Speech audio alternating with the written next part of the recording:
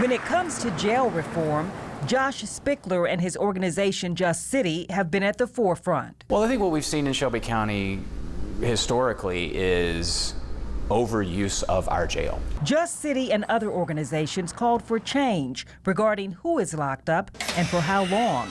And what we found was that it's not constitutional. We said we would like for Shelby County to get in compliance with state law.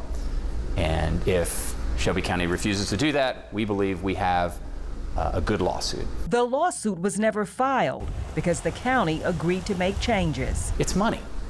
So much of this system is dependent upon whether you have money or not. Out of negotiations came the bail system Shelby County has today.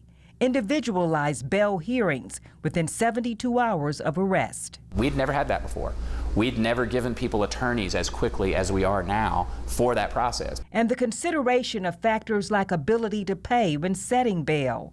But some say the changes had another result, the rampant crime we're now seeing. It's not the jaywalkers that are causing the problems here. It's the violent offenders, the people who have rap sheets as long as King Kong's arm that are being released back into the public. And we see this time and time and time again. They say criminals who should have remained behind bars are getting out and committing even more crime, sometimes deadly.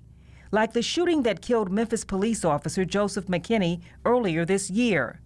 18-year-old Jalen Lobley, who was also killed, had recently been released from jail without bond after being found with a stolen car. He is also said to have had an illegal Glock switch that turned a handgun into a machine gun. We've seen the case of Jalen Lobley and Officer McKinney, and he had gotten out on his own recognizance.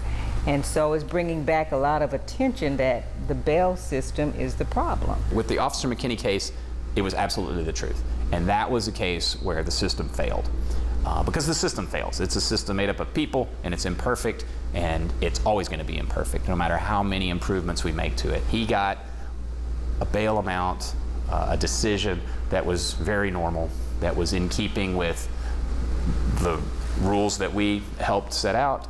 It was in keeping with history in Shelby County. The decision that Judicial Commissioner made was the right one. In hindsight, it was the exact wrong one. Some are now calling for judicial commissioners to be eliminated.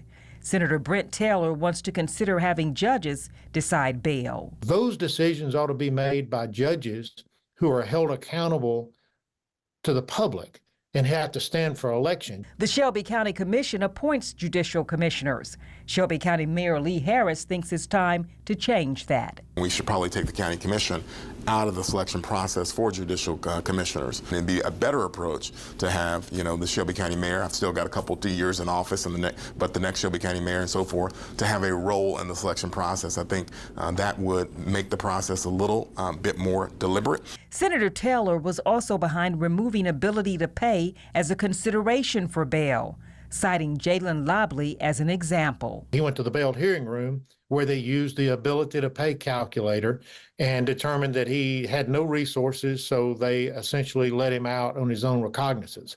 Had we not had that ability to pay calculator, perhaps we could have had a different outcome. Ability to pay is not the end-all be-all. It's part of the system. It has to be part of the system so that we avoid wealth-based detention. Spickler says the claims of bail causing a revolving door of crime is actually not true. He says Just City data shows people out on bail are very rarely charged with a violent crime, less than 2% of the time. When we're talking about bail and bail changes, it's working. There's no data to suggest that it's not.